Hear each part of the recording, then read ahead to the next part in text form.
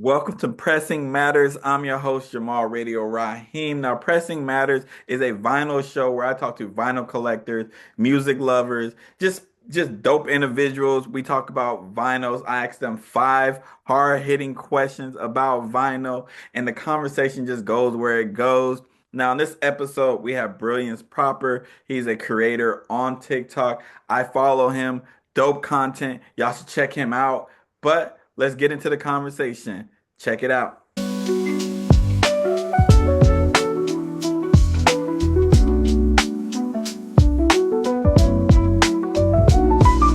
Um, so what got you into collecting not just vinyl, but just collecting physical, I guess, media art in general? I think it's one of those things where, okay, I'm 42, right? And growing up, they wanted us, my particular generation, the millennials, they wanted us to like not be kids anymore, not enjoy those things. And so like it got to a point where a lot of us kind of like rebelled against that and was just like, but I still like this stuff. Like and I made a video a while ago about how like we're our generation is really good at selling back our own memories to us. Like we like our nostalgia is like in a feedback loop. Hmm. And I'm somebody who consumes these things because it's like it I like to show the things that I'm actually into by physically having them present, you know? So when it comes to like the Funko Pops or like any other action figures, like I have certain action figures that aren't Funko because I'm like, well, these are how they come. So I'm going to get those because I want to show my support or that I'm a fan of these things. And even with the music, like I don't get a whole bunch of vinyl. Like my vinyl collection is, obviously smaller than a lot of people, but the ones that I get are the ones that I specifically want people to like know about me. Like, hey, I specifically got this one because it says something about who I am as a person. So whatever that is, like, like if you look on my Funko Pops, I have Daria on here. I have the three Daria Pops. And it's like on a wave of mostly like it's one black character, but like I have mostly black Funko Pop characters. Like there's mixes obviously, but it's like mostly black characters. But it's like you see that and it's just like, yo, where and it would seem out of left field until I start telling you about my history with Daria and how I've seen every season every so many times, and I can tell you all these references. And it's like, wait, what? And it's like, so I show that by displaying those things. Like the things that I display are something that I want you to know. Like I make it I make it known that I'm very like LGBTQ friendly. So like I have LGBTQ flags, like I have the pride flags that they're right here because I just cleaned up my room, so like they're over there, but they're usually in the background on my desk because I don't want nobody coming up and being like, oh, I'm not taking no slurs. I'm not about to hear no nothing like that. I want you to know that this is something that's like a part of what I'm cool with. So with everything, when I display it's all a part of that. Like these are little pieces of me and my fandom and my personality, just to show in a way, like, and in not a negative way, it is my virtue signal. Like my virtue is I love this music. I love these artists. I love the fact that these things come in this, designer package or whatever the case may be. So stuff like that. So that's what really gets me into collecting and displaying the things that I do. Ooh, okay. There's a question I want to ask you then. So, do you think, like, I guess, how important is owning the physical media, physical, like Funko Pops? How important is that to you? Even though you just gave a explanation on why. There's like a I, follow-up I want to ask on that. So, yeah. So I feel so when it comes to the I think owning music is more important than owning like the action figures, Like so like I've got kids and like when I pass, I talk about this a lot. Y'all don't have to keep this stuff. Like I'm when if I pass, I'm not around or like I'm not doing well, and like, look, I got to take care of these things. Dad would be so mad if we no get rid of this. Y'all don't know this. Like I love these things. Like I have reasons. Like I display these things because I have a reason why I picked the ones that are up here on display because there's thousands of Funko Pops, but I have like 60. And why do I have 60 and not, 100, 200, 300? It's like, these are the ones I want. And so with music, so like with that, it's cool, but I don't think it's as necessary. It's just a fun part of like who I am. And, that shows part of my personality. Music, though, I feel is a bigger deal. Like, because again, music is my everything. Like music is the basis of my entire personality is music. I have nothing if I don't have music. That's just how it is. Um, and so when it comes to like physical media, I feel like that's more important. I'm actually upset that I got rid of my CD collection. I actually sold it a while, like back in like 2009, because I was throwing my daughter a birthday party and I needed the money. And at the time, like I have all my music on a hard drive, so like I have it, but I love having the cases. Like here's a stack of cases right here. Just because I'm like I kept some of them, some of the more important ones, other ones, it was just like they're just certain. And then I bought other ones just out the blue randomly. But it's like to keep that medium to show like, and I've had this concern recently about like the streaming era, like conversations I've had with friends. I don't respect the sales of the streaming numbers, the streaming era. Like I don't, because there's a when they're like, oh, Drake has all of these sales numbers and he hit Michael Jackson. I'm like, no, he doesn't. Like he didn't. Yeah. People went outside.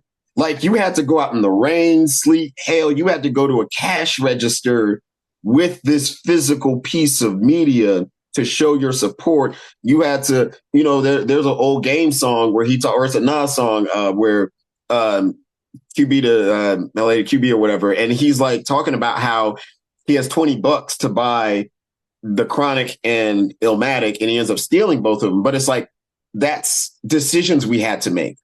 Nowadays, we pay $10 a month and we have access to everything. But what happens when you have $10 and you're like, oh, what?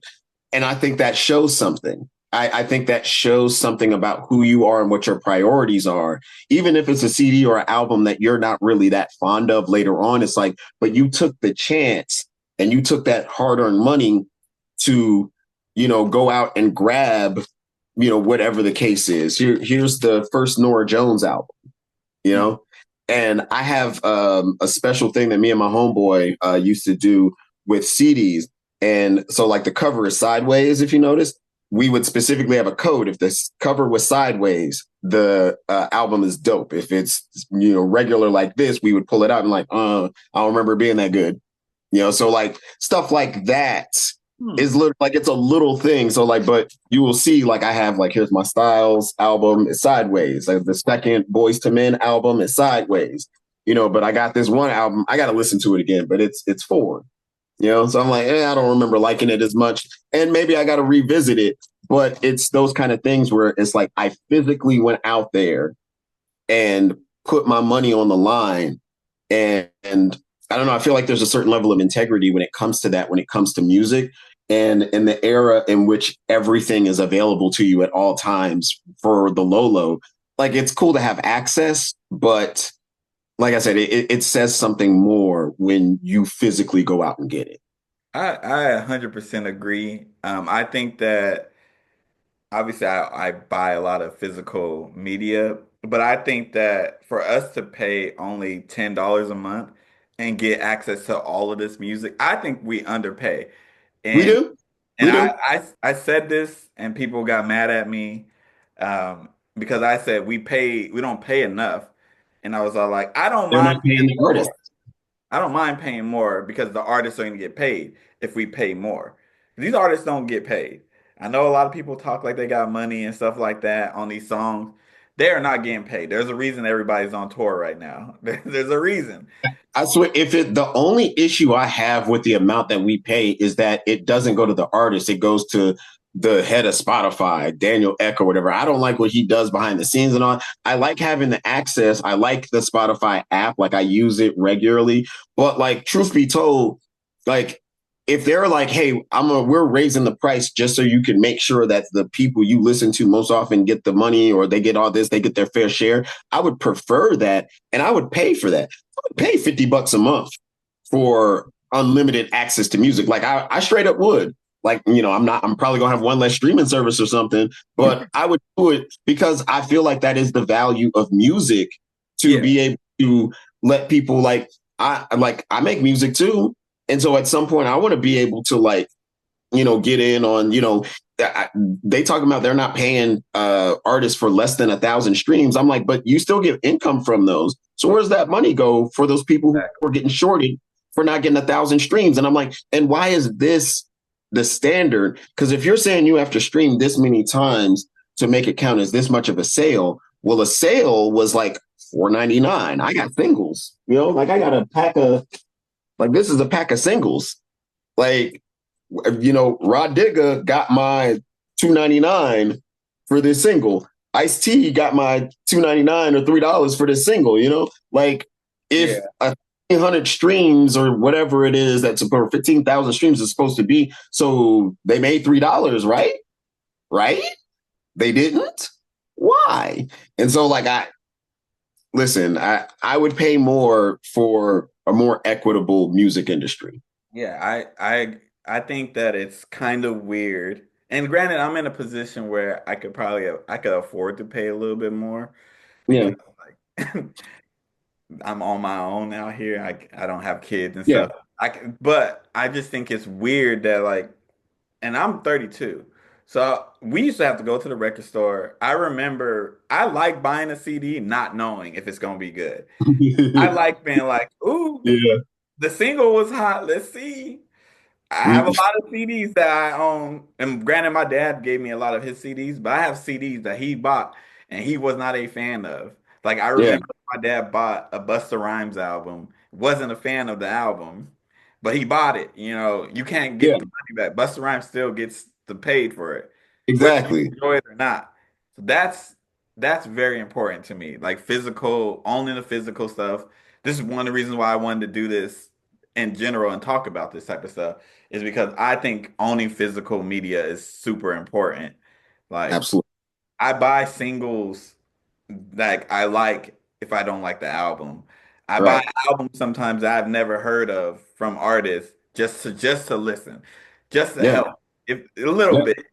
So I think it's important. Do you remember the first vinyl that you ever purchased? So that question's a little tricky because I would help my parents like buy albums like back in the day, like as far as like, oh, like, grab this one, grab that one. But as far as like I as an adult and like an album that I bought as an adult, I'll be very honest with you, that probably only happened for the first time within the last like 10 or so years. Hmm. Strictly because, like, like I said, I got rid of my CD collection. I sold it because I was like, well, we don't really need the physical anymore. Like, I wasn't thinking ahead like that. And then I end up following like these accounts with people who have all these CDs. And I'm like, what? I had so many CDs. I had hundreds of CDs and they're gone. And I'm like it wasn't in my mind when I was, 20, when I was 27 or whatever. But, now I'm 42. I'm like, man, I really wish. But to get back to the point, so the first, I think, so I'm gonna look here, give me real quick. So the first I actually bought on purpose was probably oh, as a matter of fact, here it is right here. So this is one where I actually, as an adult, bought the album as a record because I couldn't actually get it anywhere. And I have one of those record players that you could plug up to your USB and then get the song. Oh, converted. I Yeah, have that one too. So this is POS. He's this rapper out of Minneapolis. He used to be down with Rhyme Sayers. And it's POS is ruining my life. The actual it's a single, right? Um, and so the thing is, there's a song on here that used to not be on streaming services at all or anywhere. Like you couldn't even find it on a CD. It was only on vinyl. And I heard a snippet of it on his song on his album. Like he POS would be really bad for like he'll put a like 3 seconds of a song on an album and then like it'd be on like the most random mixtape or something like that, but he would never put it on the actual CD or something. So I was like, I saw this in I want to say it was Hastings. And I saw it had the song is called Crispin Glover and it wasn't anywhere else. Like I eventually found it on like this mixtape that my homeboy had. And he got it from like a show that he had to go to get the mixtape. But I Oh, was like, I didn't have that. So it was like it's a whole thing. So I was like, I need to get this one song. And so I'm buying this particular vinyl to get it. So this was the first adult, like as an adult, I went and bought a vinyl and kept it. wow. Okay. You know? I don't even know my first purchase. I know my first gifted, which was low end Oh, period, but I don't know what oh, my first purchase is. I oh, wish I my first gifted is in here too. So actually, hold on, let me see the year. Because I have both of those too. So it's either one or the other here. I got to see which one came out first. So hold up. I think it's this one. My homie gifted this to me. Oh yeah, no, it's absolutely this one. Okay. So the first one I had actually gifted to me, yeah, because it was definitely before this one, is this is Cormega's album Mega Philosophy. Oh, wow. Um, and it's produced by the whole thing is produced by Large Professor. And so my homeboy just up and got, and so as you see, it says limited to 500 pieces, and it's the blue vinyl. So my homeboy will be finding like these gems of different. Like he sends me like comic books. He'll send me random stuff in the mail, and he won't tell me what it is ahead of time. Like he sent me like action figures and all kinds of stuff, and I'll just be like, so, but yeah, I didn't even know he was gonna get me. I didn't know this existed. Like Yeah, I knew I've the never seen album. Mega. I've never Yeah, seen him on anywhere. yeah. I listened to the album. Like I actually knew the album already. So like the album, like it wasn't like he knows that I like Cormega, but the vinyl, the blue vinyl down to 500 copies, I was like, why do we know it? So yeah, he gifted me this one. And then my second gifted one that someone actually gave me is this Leon Bridges Good Thing album, which I love, love, love, love, love. I had a really good friend and she got me this one and just awesome album. Awesome album. Leon Bridges is amazing. Yes, yes, he is. Um, do you have a vinyl that reminds you of your childhood? Yes, because I have vinyl from my childhood. So part of part of my collection is actually so when I moved out of my parents' place, because I was like 22 when I moved out, and I was like, listen, y'all don't appreciate these albums like I do. Like I know y'all don't. And but they wouldn't give me all of them. They were like, we're gonna let you keep some, but we're not gonna let you keep all of them. So I kept as many as I could. They only let me keep the rap ones. They wouldn't let me keep any R&B albums or any soul or anything like that. I couldn't keep any James Brown. I couldn't keep any Whitney Houston. They would not let me keep them. But they let me keep these albums, and including He's the DJ, I'm the Rapper. Oh, okay. DJ Jeff and Fresh Prince. So, and the reason this makes me think of childhood is because I was born in the early 80s. And so we would get albums and sit down in front of the speakers with the vinyl and pull it out and read and inspect everything. And so this is a double album, which wasn't normal back then. And so like there's all the thank yous and like so you're like, oh, who do they know? Schoolie D is on here, MC Bree, Steady B, like they're in like Two Life Crew. They're like it's just interesting even saying the names of seeing who they know and what they would see. So like I sit down and like would read this up and down. I would pull this out and find out the publishing companies and reading the labels.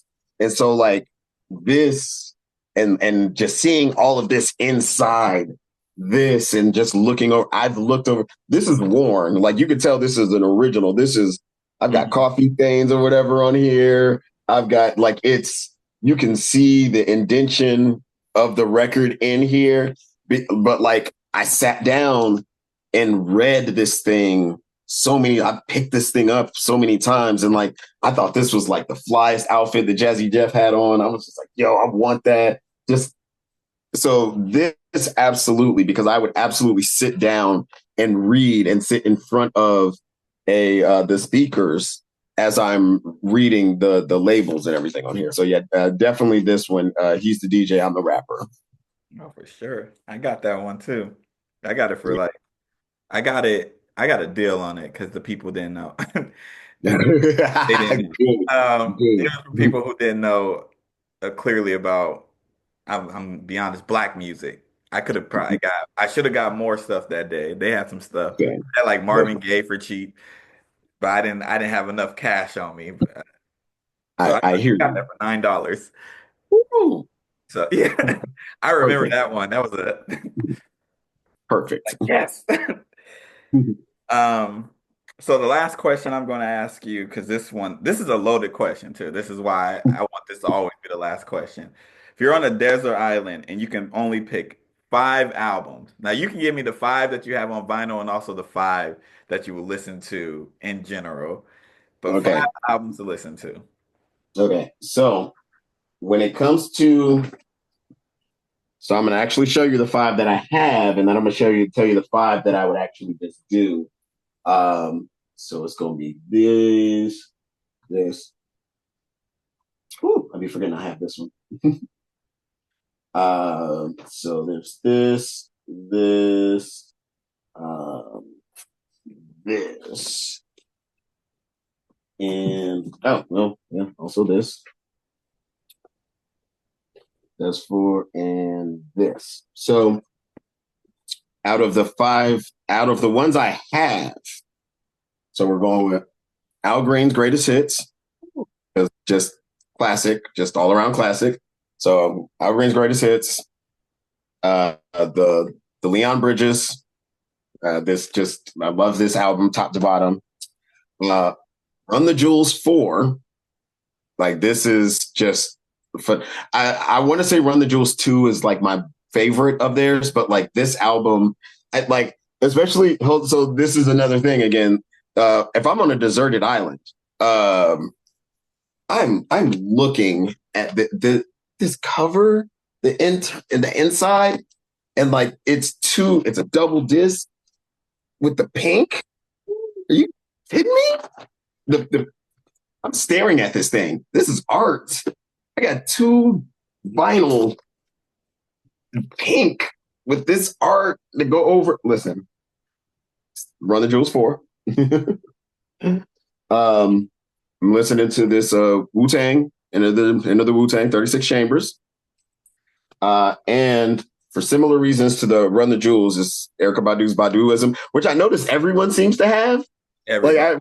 when everybody was doing the vinyl challenge, everyone has this album, and I'm like, one, I got mine new too, so like I got mine from Target like about a year or so ago, so like I kind of get that, but like also I did listen to this a lot. Like I have the original CD of this. Like I got this the day it came out, in '97.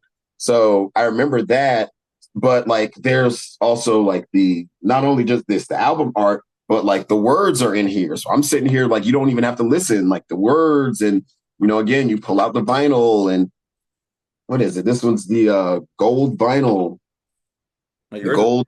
mine. The one I got is yellow. Yeah, is it yellow or is it gold? I don't know. I think it's gold. Mine It's a is bright yellow. Mine is oh so no, bright.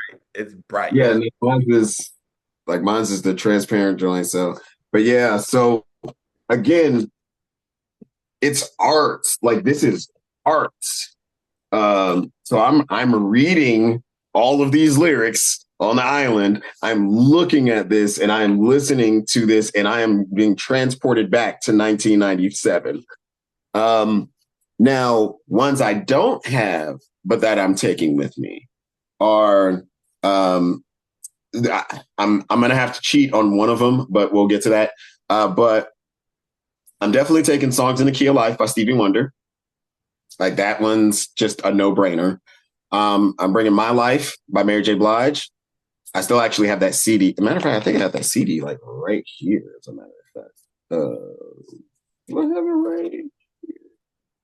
I got that no pigeons. No, it's downstairs. But I do have Mary J. Blige My Life. So, um, but yeah, Mary J. Blige My Life, one of, if not the greatest R&B albums of all time.